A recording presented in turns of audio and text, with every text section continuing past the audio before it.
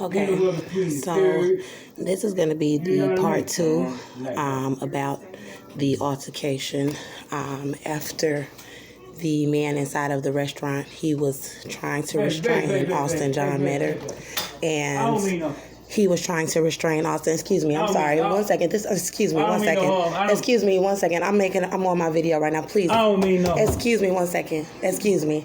Just give me 1 second, please. So the altercation, the man inside of the restaurant was trying to restrain Austin John Metter, and Austin John Metter was attacking my 22-month-old son and I. He was being violent with my 22-month-old son, and he was attacking me. And the man in the restaurant where I went inside of the restaurant in Conroe, Texas, to get help was trying to restrain Austin John Metter. He is a white convicted felon, my child's father, the father of my children, and he was holding him from behind and trying to restrain him while he was attacking me. And he snatched up my baby at 22 months old, my son Melbourne Halo Metter, and he started to be very violent with my son. And I was trying to get my son from the front, and the man was restraining him from the back, and Austin John Metter was behaving violently, and that's how he was shot. And so the man carried him out of the restaurant because he had him trying to restrain him from behind, and he left him outside of the front of the Baytown Seafood in Conroe, Texas, and the police arrived, and I was told to come outside with my hands up, and I put the gun inside of my purse. I came outside with my son with my hands up. He was okay. I made sure he was okay.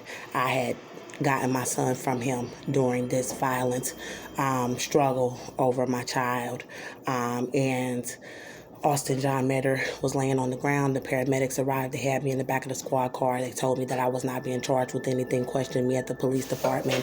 They had everything. They knew everything. They said that I was not being charged because the witness statement was matching with what I said, which is what the witness also told Jim McDougal while I was in the Montgomery County Jail, being held on several charges. So while I was in the Montgomery County Jail, they tried to murder me inside of different cells inside of the jail, and they refused to give me medical care for my pregnancy, and they tried to perform several death rituals on me. And this is where I was telling you about the people from Hollywood doing the witchcraft visitations while I was inside of the jail, and the blacks in the country were saying that they worshipped white people, and that they would harm my son through sexual abuse and me through sexual abuse because I shot a white man in America. And they have been chasing me around the country and trying to stop me from putting out the information about my pregnancy and about what they threatened to do to my son, who is now 4 years old. I have never been given the medical care. The baby is still alive. I am going from place to place. I'm in need of toiletries. I'm in need of food. I'm in need of a stable place to stay where I can work on my evidence without any interruptions or any distractions. I need to have food and water. I need the medical care, but most of all, I need to be rescued, and I need investigator Jim McDougal to be found. He was a sheriff at the Montgomery County Jail that's where he came to see me, but he was a sheriff for the Montgomery County Police Department in Conroe, Texas. And so basically, I need to do the numbers on how many Americans are actually present in this country, and I need to do the numbers on how many African Americans are present in this country, because that could be a very large number of people who would be against me actually getting the medical care, releasing the actual evidence about the abuse. There were 19 911 calls and 15 civilians who had contacted 911 reporting Austin Metter abusing me from December 2015 up until September 2018. And I was abused by black terrorists and Satanists from the jail from August 22nd, 2019, and up until today in 2021, July 2021. And so inside of the Montgomery County Jail, I was abused the entire time. So I have this right here. So I need somewhere where I can actually sit comfortably in a good setting and work on my evidence. And so I have a timeline here, and from December 2015 Austin John Metter was charged with assault family violence from 230 Avenue G in Conroe, Texas. He was punching me repeatedly inside of my head in the living room, and a neighbor named Mr. Chuck, a white civilian, called the police, and he was arrested and taken into the Montgomery County Jail, where he was held for 42 days, and he was released February 2016, and he received a rape charge, and he was also arrested. They tried to change the charge to assault on a public servant, saying that he assaulted a public servant inside of the facility, and they released him on a 2-year felony probation for assault on a public servant. And when he got the rape charge, he tried to rape me in February 2016.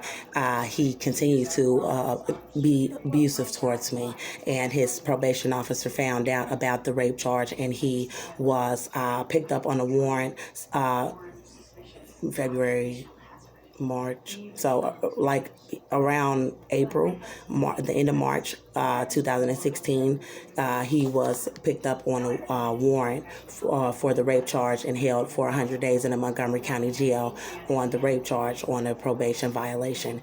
And he got out of the jail July 2016, and he came to my new apartment at 1308 Houston Street, apartment 3. I was pregnant with my son, Melbourne Metter, 6 months pregnant with him, and he began attacking me throughout my entire third trimester, and I was put in the hospital several times to be monitored to see if my baby was alive. He was using meth and heroin, and he was drinking every day, and he was abusing me and destroying my property inside of my 2-bedroom home.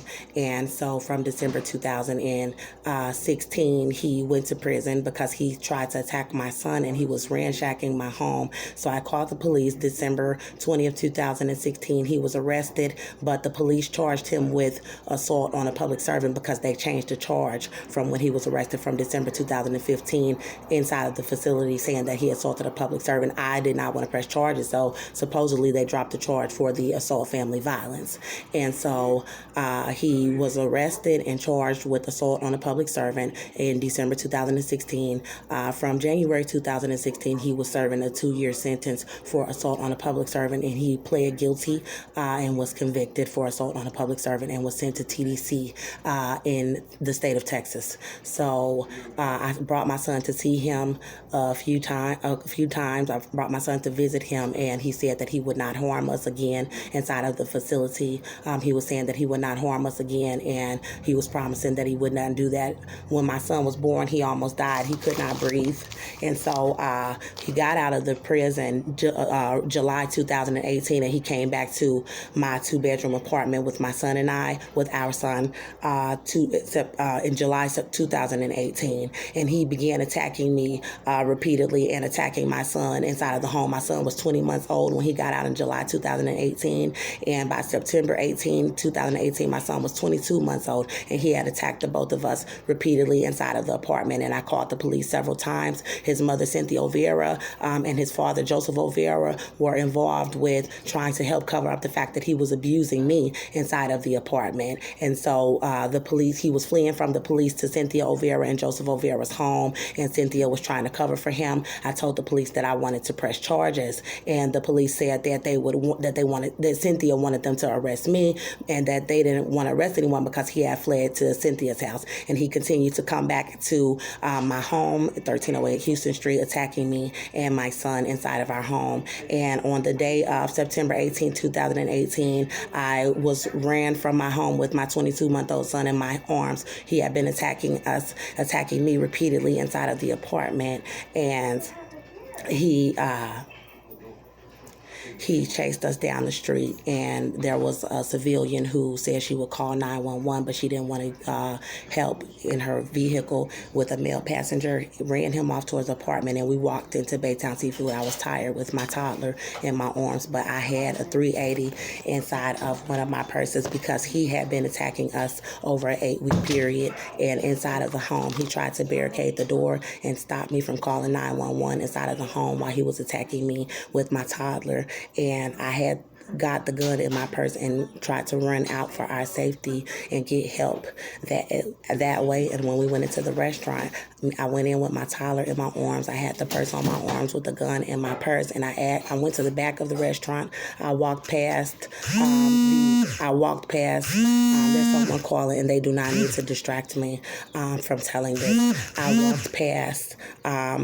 Old white people that were on this side of the restaurant, didn't want to get them involved because he has attacked elderly people, and I walked past them with my toddler in my arms, and I went to the back of the restaurant, and there was a man sitting down. He was eating. He looked like he may have been from the Middle East, with the darker skin complexion and the darker hair, but it was kind of, the straighter texture, and he was eating. There was a younger girl, like a teenager, on this side in a booth, and I asked him, I said, "Sir," I had my son in my arms, I said, "My child's father is attacking me outside. Would you please call 911?" Because I had been run from my home and I had my baby in my arms. The police were saying that, and Cynthia Overa was saying that Austin was not attacking me in my home, and that it was his word against mine, and that they could not arrest him. And they were saying that they could not arrest him, and even that saying that Cynthia was trying to find ways to get them to arrest me after he had fled the scene from my home. And he come back saying that the police told him that he could do whatever he wanted to do to me, just don't kill me. And so he began being very cocky and saying that his mother and father were plotting to try to get him my apartment and everything that I owned. And he continued to attack me and my son inside of the home. Some of the abuse that he did towards my son, knocking him on his head in the kitchen, knocking him on his head in my son's bedroom, knocking him on his head in the living room, pushing him from a recliner chair, causing him to knock himself in the head, my son to knock his head on the ground. And he was attacking me in my kitchen, attacking me in my bedroom, attacking me in my son's room, attacking me in the living room as well, and attacking me on my porch, attacking me in the streets, and came and attacked me inside of the restaurant on September 18, 2018. So I went into this restaurant, and I asked the man if he would call 911. The man was pleased to help. He said, "Oh, yes, sure. No problem." Picked up the phone, his cell phone, started calling 911. And he was on the phone with 911, had already called for officers. And Austin John Mitter came into, he is a white Caucasian male, because they are also trying to hide the ethnicity of who he is due to a white satanic agenda to hide the truth for white America. And so he came into the restaurant looking around for me, went into the restroom, and he came looking around the front where the old people were, and he walked out. But I was hiding behind the man who was on the phone with 911, and he came towards us as the man was getting off the phone with 911. He had come back into the restaurant. He saw me behind the man, and he came charging towards me. I put my toddler down on the ground so that he could not attack my toddler while I was holding my toddler. I did not want my toddler to be attacked because he was charging at me to attack me. And I saw butter knives and things like that on the table, and I was very afraid. The man was right there. He went around the manager or the employee. He went around the employee, and he started to attack me, knocking me into the booth. And the man got up behind him, trying to restrain him, and he continued to try to attack me. His hands were all over me, and I was able to fend him off while the man was trying to restrain him. And we both thought, I guess the man, I don't know if he kind of let him go a little bit, but he snatched up my son and started behaving violently with my 22-month-old son. And my son's eyes were bulging. He was hanging upside down, turning red, and he flipped and slung him up. We were in a struggle with me trying to get my son from him, and with the man continued to try to restrain him. We were going around in circles with him, trying to get him to calm down and get the baby. And after survival mechanisms come in as a mother, I did retrieve the 380, and I did I tried to get the baby from him in a circle again while the man was still restraining him, while we were going around in a circle trying to get my son. And then that's when I put the gun in the air, and I shot the gun in the air, and we continued to struggle with him for me to try to get my son. And then the man was still trying to restrain him, and we were going in a circle still, and he was behaving more violently with my son, and he was behaving more violently as the man was trying to restrain him. and I put the gun to his femur, I believe on this side of on the right side, and I had my arm around my son. He had been squeezing his rib cage and behaving violently, and I grabbed my son with this arm at the top, and at the bottom I had the gun to his leg, and as I shot the gun, I snatched my son out of his arms, and he fell into the man's arms, and the man carried him outside and sat him down in front of the restaurant when the Conroe police arrived. And I came out with my hands up. The gun was in my purse. I told the officer, the gun is in my purse. My son came out with me. We both came out with our hands up. I stepped over his father, and my son was right there in front of his father. An officer retrieved my son, and I got on my knees in front of the wall of the restaurant. The purse was on my arm, and I told White Officer C. Adams, female white officer who has responded to an altercation before in 2016, before Austin went to the Montgomery County Jail on the rape charge for the probation violation, where he was assaulting me on my way to work to Taco Bell when I first got pregnant with Melbourne. And she came up on me, and I said the gun is in my purse. I was completely compliant with her, and she took out my purse, opened it, and emptied out the contents of my bag. It was like $40, some keys, and my cell phone that I couldn't get to, and of course the .380, which was missing 2 shots. And she took the gun, and an officer named D. Schreider, a biracial black male officer, came, and he helped with a white officer to escort me to the to the squad car. So the white sergeant, I said, sir, if I spoke to him before they put me in the squad car, he was an older male. I said, sir, I wouldn't have shot him if I didn't have to. And I got in the car. The investigator came, forensic team.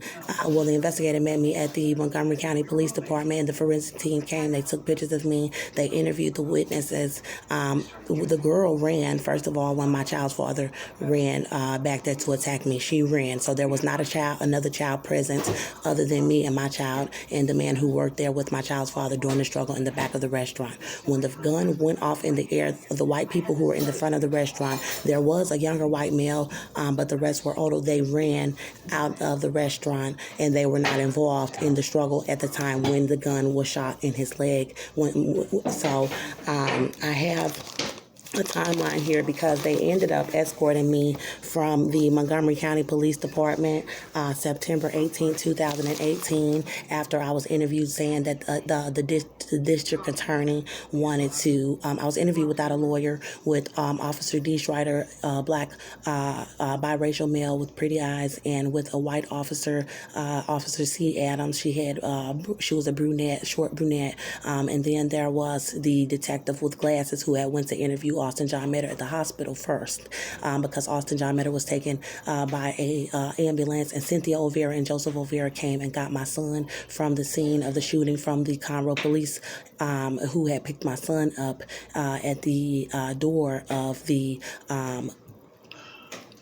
Baytown Seafood in Conroe, Texas, in front of his father, where his father was. When we were walking out, I stepped over his father, and my son was right there, and the Conroe police picked him up and gave my son to Cynthia O'Vera, who was accompanied by Joseph O'Vera in one of their vehicles, and she drove off with my son in her vehicle from the Baytown Seafood shooting, and I was in the squad car, and after the forensics team came and took pictures and they got statements from the witnesses, they brought me to the Montgomery County Police Department and said that I was not being charged because the witness statement matched up with what I am telling you took place. And so after the investigator came from the hospital where he had interviewed Austin John Metter, he interviewed me in the room with these 2 officers, and he was on the other side of the table, and he tried to say, oh, well, I know you guys have a volatile relationship. And I said, sir, because everyone knew that he was abusing me. They knew the information, so it was not a volatile relationship. I never did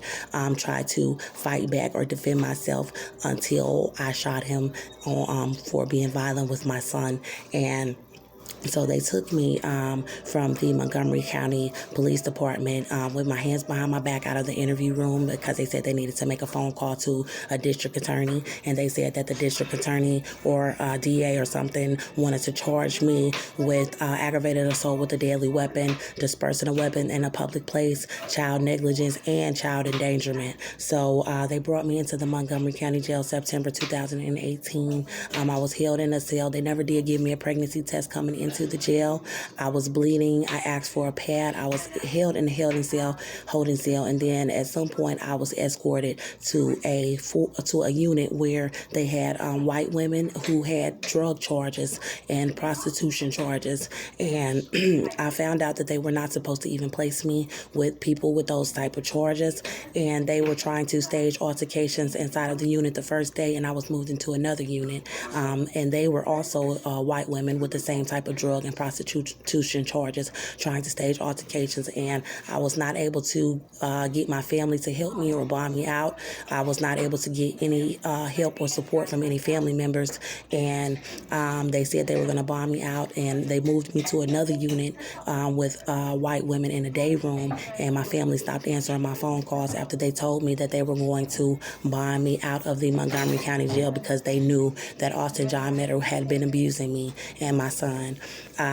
So I had been in contact with some family members telling them about the abuse. I did try to reach out to my sister and live with her when he was abusing me when I was pregnant with my son. I tried to get him removed from my home, and I was removed from the units with the white women. They were trying to stage altercations with me, and my family was not answering the phone after telling me that my bond was being processed, and I was moved by a white female sergeant named Sergeant Vils with two white female officers, two correctional officers, to the back of the Montgomery County Jail segregated housing unit because I began to tell them that they were wrong for trying to incarcerate me when he was hurting my son, and they took me to the back of the Montgomery County Jail, and I continued to scream out for my son and scream out for the righteousness of me not being held for protecting myself and my son. I ended up telling one of the guards in October that I felt a fetus moving because I was pregnant. Austin John Meadow got me pregnant when he was released from the prison over the 8-week period. I had missed my period. For the month of July, and at some point when he got out, the month of July, I missed my period. That was the month that he was released, July 2018. I missed my period. And at some point, he had been attacking me. And at some point, I started bleeding. There was also instances of me trying to sleep where he had forced himself on me and raped me. And at some point, I started bleeding.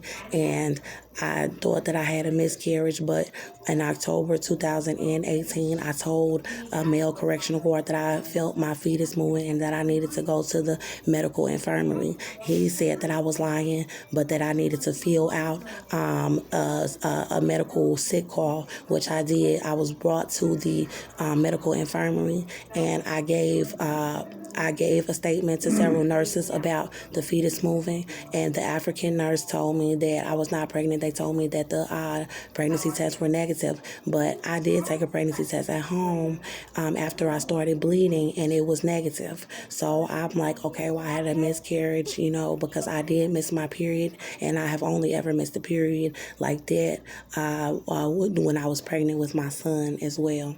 So the nurse told me that I was not pregnant, but to go back to my cell, pray to my God, and pray for my miracle. And that was the last time that I saw her. So I went to court October 2018, and they said they needed to reset the court date. My attorney was Ingrid Chandler, a white Caucasian female, and she said that she was still trying to get the 911 calls, that they were still trying to get the 911 calls, and she was saying that she needed to reset it. It was in Judge Patty Imaginus, an older white Caucasian female judge. It was in her courtroom, the Conroe Courthouse in Conroe, Texas, and Ingrid Chandler told Patty Imaginus that she was still looking for evidence in front of her bench, and that she needed to reset it. And my court date was reset to December 2018. I was taken back to the jail.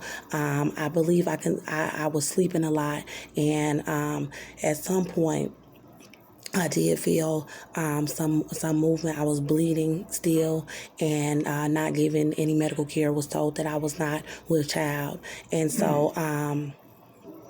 December 2018, I had another court date where Inger Chandler was there and saying that she was still looking for evidence and probable cause and that she needed to reset the court date again. So January 2018, white investigator Jim McDougal had been coming to meet with me at the jail from October 2018 to January 2019 on behalf of Inger Chandler. He said that he was working as her investigator, and her and I were in agreement that he was the investigator. She was telling me that he was working for her and he was coming to meet with me, and she was not coming to meet with me, but the investigator was coming, and he was getting information about the abuse throughout the years. He was getting the information about places where he had abused me, 911 calls, hospitals where he was kicked out for abusing me by security.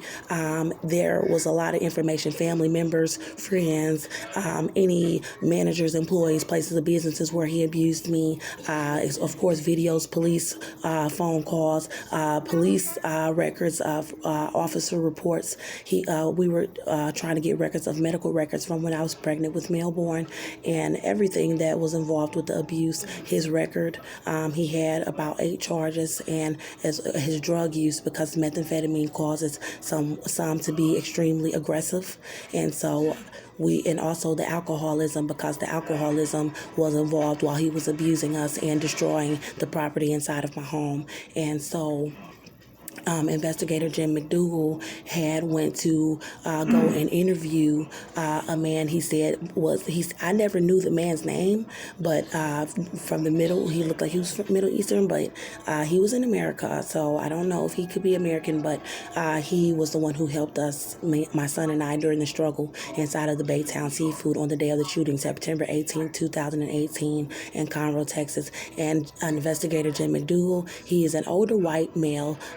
He was a sheriff. And he said that he investigated the shooting and that he went to the Baytown Seafood and actually interviewed a man named, I think he said his name was Rotimi, I think Rotimi, and he said that he got a statement from Rotimi because he had told me at some point between the months of October 2018 and December 2018, while I was incarcerated, during an interview with him about my case, he said that because I was going to felony court, and felony court was supposed to be every 30 days, but my court days were being set a little bit longer. They were being reset a little bit longer than that, and he said that he could not open the witness statements and that they had been sealed by the police department or the United States government. I don't know exactly how that works, but he said they were sealed. I figured maybe that was something that they did before the trial, but he also said that there was no video from the back of the restaurant, and that's when I began to get very fishy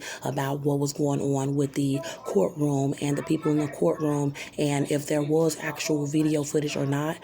There was a witness statement, so he said that he went to actually interview the witness, and he said that he did basically he admit to everything as far as Austin Metter attacking me and being, he claimed, stupid with my baby. So investigator Jim McDougal told me that I had a very good witness. He said that the man said the same thing. He was knocking me all into the booths. He was being stupid with my baby. The man said that after the gun went off, when I shot the gun in the air, he said that he was not afraid. He told Officer Sheriff Jim McDougal that he was not afraid of getting shot because he said that she was defending herself. He said he was being stupid with the baby, and he said he was trying to help.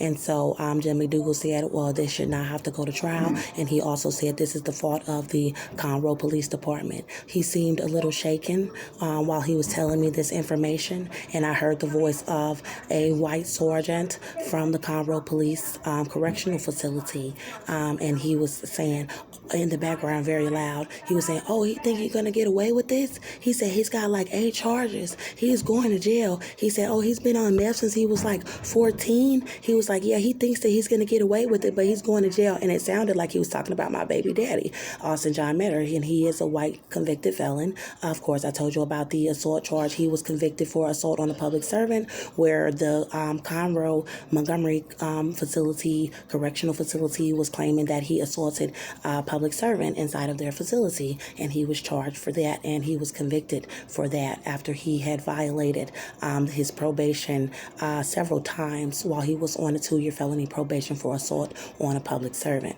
And so this officer sounded like he was talking about him. Austin John Metter started doing meth in Decker Hills in Magnolia, Texas, in Cynthia Olvera's neighborhood in that area, and he was shooting methamphetamine. He was stealing his father's needles. His father, Joseph Olvera, adopted father Joseph Olvera, Hispanic male.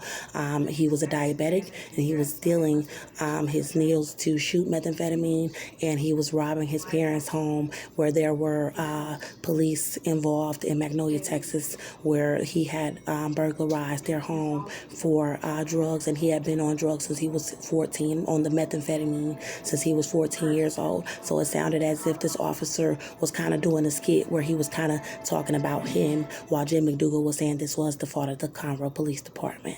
And then we also talked about his charges, and the 8 charges that this officer was talking about sounds very similar to my child father's background. So his charges include theft, drug possession, assault, family violence, assault on a public servant, Class C rape, unlawful restraint, trespassing, and he should have another charge for attacking me and my son, especially while I was with child. So after Jim McDougal came forward with this information to me, I told you he was very shaken, and the officer was back there. He was yelling it in a very intimidating manner, and he did not say my child father's name, and he did not come in the room. But this is what was being said behind the door from Jim McDougal, where you walk in to have an interview with the inmate from behind the glass.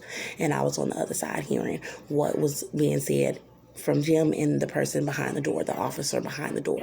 And so I was taken to my cell, and at some point I was spiked, and they began to do witchcraft visitations where they were coming into me inside of the jail, doing a lot of demonic activity, and they tried to murder me in a violent cell and film me with my natural hair on my head, strapping me to a chair, leaving me in a violent room. And I was completely out of it from whatever they put in my drink or my food. And then people were coming in the spirit and coming in my body, and Cynthia Olvera told me that she was a grand witch. So this is why I have my Bible right here, and that she was a Satanist, and there were several others, but I'm not going to get into that right now.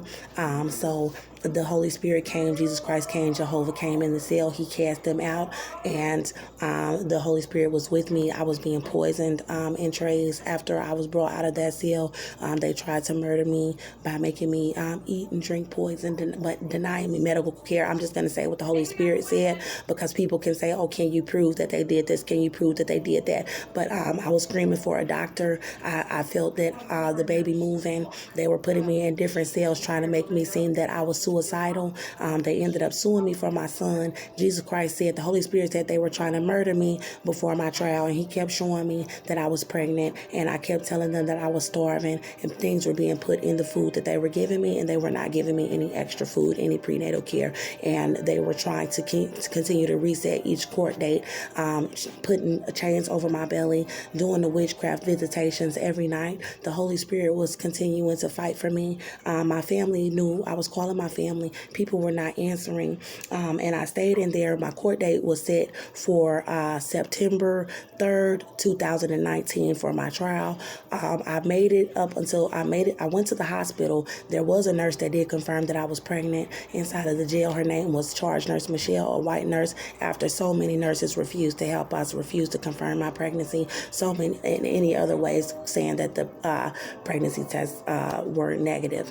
There was a lot of staging stuff with the inmates and stuff. There was a lot of skits. It was basically like a Hollywood set in the back of the jail and all over the entire jail with the officers and the inmates and everything. And there was a lot of witchcraft visitation coming from civilians, Americans, by people on looking, knowing what's going on, and of course the people, celebrities in Hollywood, and the Black Freemasons, people calling themselves the so-called Illuminati. And I had visitations from Satan, and of course Jesus Christ and Jehovah was with me, and there were angels as well. I was having visions of my son, and they were doing witchcraft visitations, saying that they would molest my son and rape my son and kill me and rape me and my son for shooting a white man, saying this was white people's country and that they worship white people. And Jesus Christ and Jehovah came, and he cast them out, and he made them tell me why they were trying to murder me.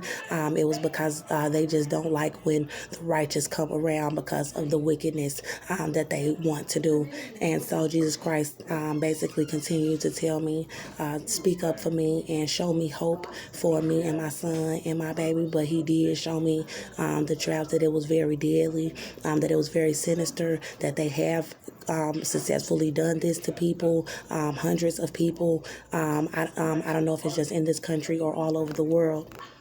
And so Jesus Christ was with me every step of the way. He told me he broke their power.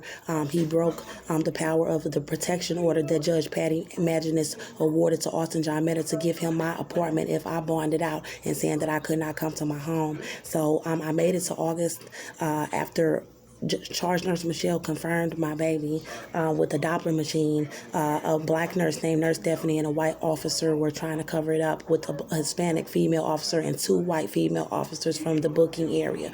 They were trying to cover up my pregnancy and not allow me to be sent to the hospital. And Charge Nurse Michelle got the doctor to confirm that I was pregnant, allowed Stephanie to hear the ultrasound and the officer, and said that I needed to be transported to the Conroe Regional Hospital because my child's heartbeat was in distress. I was going into labor, I was breathing hard, and I was having contractions, and they were trying to leave me in the back of the segregated housing unit and give me poison in my trays while denying me the medical care and continuing to do the witchcraft. And they tried to get me to worship Satan and denounce Jesus Christ and Jehovah when they were trying to murder me.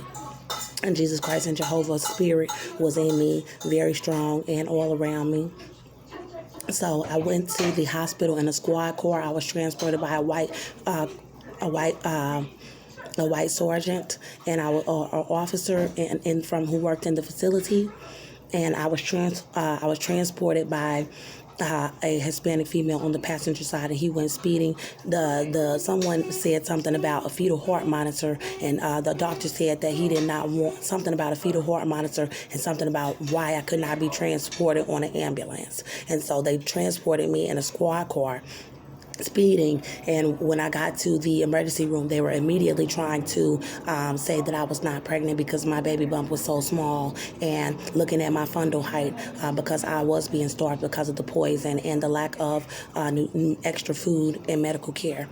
And so they took me to labor and delivery because I was in labor and breathing very hard, having contractions. They wheeled me to labor and delivery, and they refused to hook up a fetal heart monitor, saying that there was no way that I was pregnant and that my fundal height was that small. She said that my fundal height looked around 20 weeks, and there's no way I could have been in the jail for 9 months and however long since he was abusing me and still had been carrying a child. She said that the bleeding was a period, and I told her that I had the fetus movement, and I needed her to do the heart monitor, and God already showed me that I was pregnant and that they were trying to murder me in the cell. And so Jesus Christ was with me, and they were being racist and refused to do the fetal heart monitor. Took me back to the emergency room and to a room in the emergency room where the doctor ordered a transvaginal ultrasound. I was bleeding, and the nurse said she didn't see anything but the blood, that she couldn't see a baby's heartbeat, and the doctor refused to order a heartbeat monitor. So now I'm trying to put out all this information because they have been abusing me. I was released. They took me back to the jail. The nurses, they said that I was not pregnant from the Conroe Regional Hospital. They stormed me out of there, dragging me out in chains around my belly and my feet while I was screaming. They are trying to murder African American women.